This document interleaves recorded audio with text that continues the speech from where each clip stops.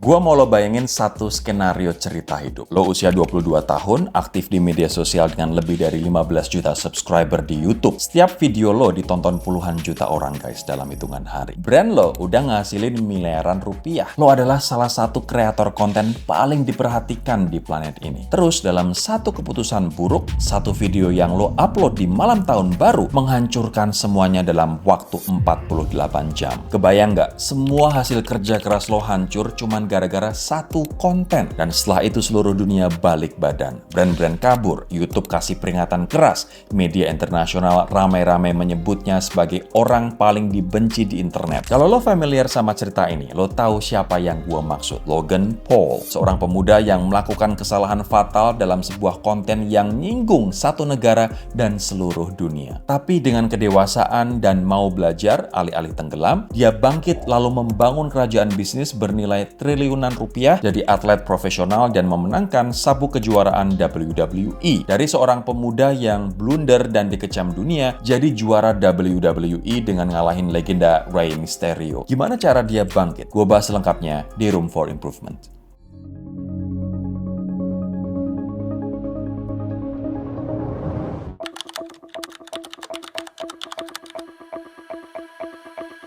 Logan Alexander Paul lahir 1 April 1995 di Westlake, Ohio. Bukan kota glamor, bukan dari keluarga selebriti, tapi dari kecil ada satu hal yang selalu dia pengenin, jadi pusat perhatian. Ketika Vine, sebuah platform video 6 detik meledak sekitar 2013, Logan langsung nangkep momentumnya. Komedi fisik, energi yang meledak-ledak, prank, dalam waktu singkat jutaan follower ada di genggamannya saat masih berusia 18 tahun. Tapi Logan tahu satu hal yang kebanyakan kreator saat itu belum sadari. Platform bisa mati sehingga konten harus punya rumah yang jauh lebih kuat. Ketika Vine mulai menunjukkan tanda-tanda kematian, Logan udah duluan nancepin bendera di YouTube. The Official Logan Paul mengudara pada Oktober 2013.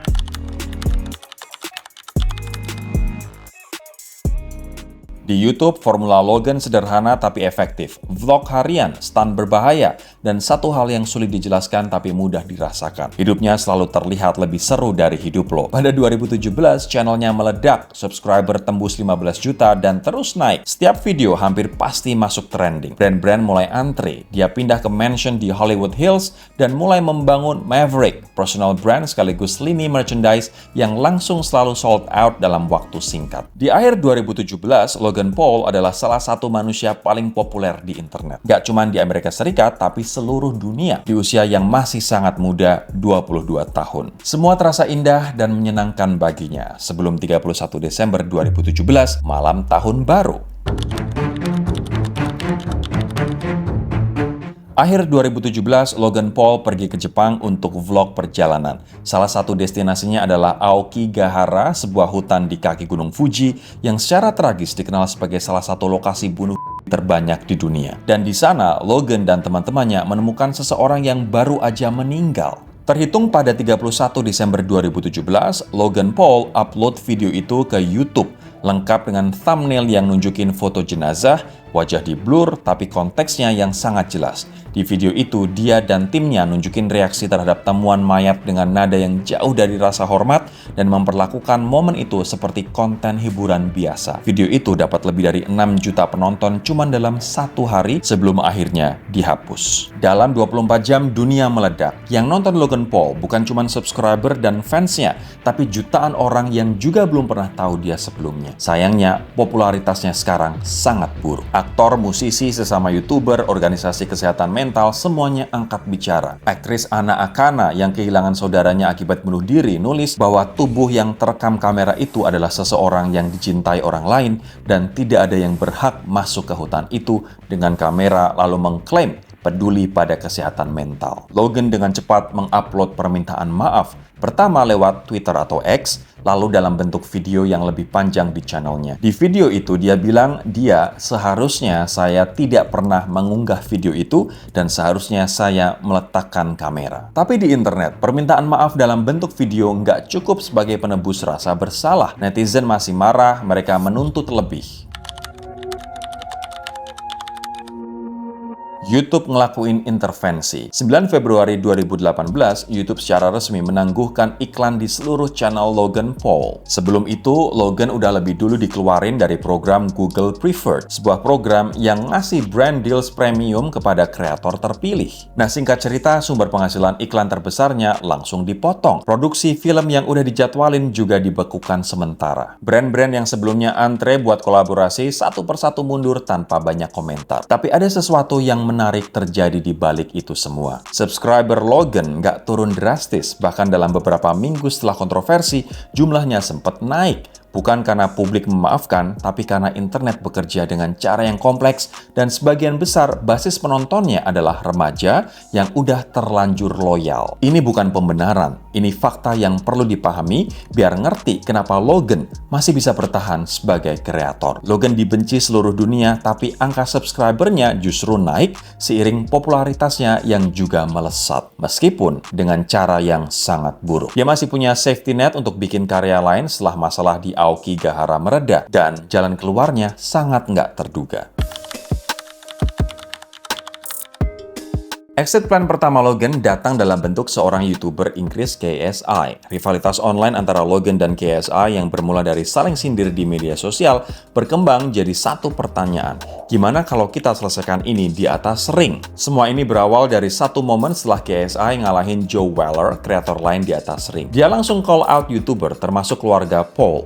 Logan ngerespon dengan pura-pura nggak kenal dan nge-tweet, "Who is KSI?" Sementara KSI langsung bongkar kalau Logan udah follow dia di Twitter dari lama. Nah, dari situ war di medsos makin panas, press conference-nya hampir jadi baku hantam beneran. Bahkan ayah Logan dipukul di kepala sama fans KSI. Tapi di balik semua drama itu ada satu hal yang menarik. 25 Agustus 2018 di Manchester Arena, keduanya naik ke ring untuk pertandingan tinju amatir. Lebih dari 1 juta orang nonton via PPV berbayar di YouTube. Hasil akhirnya draw. 2 juri menilai 57-57. 1 juri menilai 58-57 untuk KSI. Rematch digelar November 2019 di Staples Center, Los Angeles, kali ini sebagai laga profesional tanpa pelindung kepala. KSI menang lewat split decision, namun pertandingan itu tetap diwarnai kontroversi. Logan kalah, tapi kekalahannya justru nambah respect karena dia benar-benar latihan dan penuh persiapan. Uniknya, Logan belakangan mengaku sendiri kalau rivalitas mereka itu fake, semua dirancang buat pertunjukan. Gak penting siapa yang menang atau kalah, yang jelas KSI dan Logan dapat deal besar dan sorotan. Khususnya buat Logan, tiba-tiba naik ring tinju, babak belur, tapi seenggaknya berhasil rebranding personanya di internet. Dari konten-konten slapstick dan daily vlog yang seru, Logan Paul switch karir dengan lebih aktif di ring tinju. Floyd Mayweather Jr., salah satu petinju terbaik dalam sejarah olahraga, tiba-tiba satu ring dan tanding versus Logan pada 6 Juni 2021. Saat pertama kali pengumuman itu keluar, semua ngetawain Logan. Pertandingan berlangsung 8 ronde, laga eksibisi tanpa juri resmi. Mayweather nggak berhasil bikin Logan jatuh dan KO. Meski tetap kalah, seenggaknya Logan bertahan sepanjang 8 ronde penuh. Pertandingan itu narik atensi sekitar 1 juta penonton berbayar via PPV dan menghasilkan pendapatan lebih dari 50 juta dolar atau 800 miliar rupiah. Logan Paul nggak menangin tinju profesional malam itu, tapi dia memenangkan sesuatu yang jauh lebih bernilai yang ngebawa dia bangkit, relevansi. Januari 2022, Logan Paul dan KSI, dua orang yang pernah saling pukul di ring, berdiri bareng dalam satu frame buat ngumumin sesuatu yang mengejutkan. Mereka bikin brand dan rilis sport drink yang sekarang populer banget. Namanya Prime Hydration. Di atas kertas, ini terdengar kayak gimmick. Pasar sports drink udah sesak sama raksasa seperti Gatorade dan Powerade yang punya puluhan tahun sejarah. Tapi Logan dan KSI punya satu hal yang nggak dimiliki merek-merek itu. Ratusan juta follower yang udah percaya dan loyal sama mereka. Dalam minggu pertama, Prime sold out di mana-mana. Scalper bahkan jual botol Prime dengan harga 10 kali lipat. Dalam tahun pertama, Prime menghasilkan 250 juta dolar dalam penjualan retail global. Di tahun kedua, 2023, angka itu meledak menjadi 1,2 miliar dolar, menjadikannya minuman dengan pertumbuhan tercepat dalam sejarah industri ini. Prime juga sign deal sponsor dengan klub sepak bola Arsenal, UFC, dan berbagai klub olahraga besar di seluruh dunia. Tapi Logan belum selesai bikin dunia terkejut. 2022, WWE menandatangani kontrak dengan Logan Paul. Banyak yang ngira dia cuma akan jadi tamu selebriti sesekali. Tampil beberapa kali, dapat perhatian, lalu pergi. Yang terjadi kemudian mengejutkan para veteran WWE sendiri. Logan Paul ternyata berbakat secara atletis di luar dugaan. Kombinasi latar belakang wrestling dari sekolah, kebugaran fisik yang terjaga, dan kemampuan perform di depan kamera bikin dia belajar dan adaptasi teknik WWE dengan sangat cepat. Di WrestleMania 39 pada April 2023, dia nampilin salah satu pertarungan terbaik malam itu, meski kalah dari Seth Rollins. Pengakuan terbesar datang pada November 2023 di WWE Crown Jewel di Arab Saudi. Logan Paul ngalahin Rey Mysterio dan menangin gelar United States Championship untuk pertama kalinya dalam karirnya. Logan buktiin dia bukan cuma tamu selebriti, dia adalah juara. Dan WWE, salah satu organisasi entertainment dengan penonton terbesar di dunia, memilihnya sebagai salah satu wajah utama mereka. Lo pasti tahu kalau WWE scripted. Tapi, itu berarti Logan punya daya tarik kuat sehingga bisa jadi sorotan di acara gulat populer itu. Yang dialami Logan Paul berbeda dari kisah-kisah lain yang pernah kita bahas di channel ini. Karena dalam kasus ini, gak ada sistem yang salah, gak ada orang lain yang jahat. Kesalahan itu murni dari Logan sendiri. Dan justru karena itulah kasusnya lebih kompleks dan lebih penting buat dibahas, guys. Pertama, kesalahan besar tidak selalu berarti akhir, tapi harga yang harus dibayar itu memang besar. Logan ngelakuin sesuatu yang gak bisa dibela dan dunia menghukumnya dengan keras. Tapi dia gak milih untuk hilang. Yang perlu digarisbawahi, dia tetap membayar harganya. Brand deals hilang, reputasi rusak bertahun-tahun. Setiap pencapaiannya setelah itu selalu punya bayangan komentar, tapi lo tahu kan dia pernah bla bla bla bla bla. Kebangkitan bisa terjadi, tapi bekas luka nggak hilang gitu aja. Dan itu udah jadi resiko. Selama lo bertanggung jawab ngaku salah, minta maaf, dan ngelakuin sesuai etika, lo bisa lanjut ke bagian selanjutnya. Berusaha bangkit lagi, meskipun sangat berat. Kedua, reinvention. Reinvention butuh lebih dari sekedar permintaan maaf, guys. Logan nggak cuma minta maaf dan nunggu dunia lupa. Ini bagian yang justru paling sulit. Perlu ketahanan mental buat bertahan dari serangan sebesar itu. Dia aktif bangun narasi baru tentang dirinya lewat tindakan nyata. Tinju bukan gimmick iklan atau campaign doang. Dia benar-benar berlatih keras. Prime bukan sekedar brand endorsement, dia terlibat langsung dalam strategi bisnis dari awal. WWE juga bukan cuma penampilan tamu selebriti.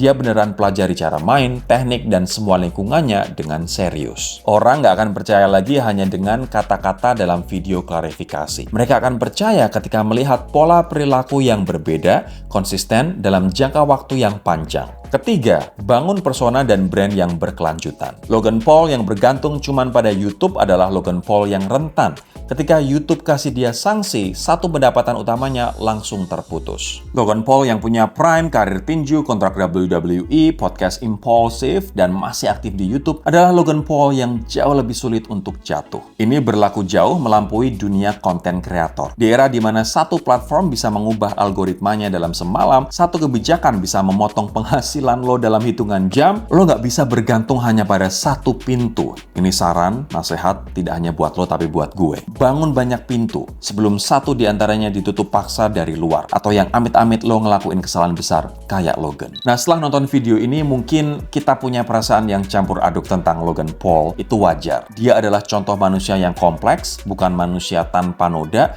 bukan pula orang yang layak dilupakan sepenuhnya. Kesalahannya nyata dan nggak bisa dihapus gitu aja. Kebangkitannya juga nyata dan nggak bisa diabaikan. Nah, yang menarik bukan apakah dia layak disebut inspirasi atau enggak, guys. Yang menarik adalah dalam dunia di mana kesalahan bisa diabadikan selamanya oleh internet, apa yang sebenarnya bikin seseorang bisa atau enggak buat bangkit? Apakah butuh talenta? Apakah butuh ketahanan? Apakah butuh uang, koneksi, strategi? Atau sesuatu yang lebih sederhana? Keberanian untuk terus bergerak meski dunia sedang kompak berdiri melawan lo. Logan Paul mungkin nggak punya semua jawaban itu, tapi perjalanannya buktiin satu hal. Narasi seseorang nggak harus berakhir di momen paling rendah dalam hidupnya, kecuali kalau dia sendiri yang memilih untuk berhenti menulis ceritanya. Kalau lo suka konten kayak gini, klik like, subscribe, dan share. Tinggalkan juga komentar di bawah. Menurut lo, apa pelajaran paling penting dari Logan Paul? I'll see you in the next video.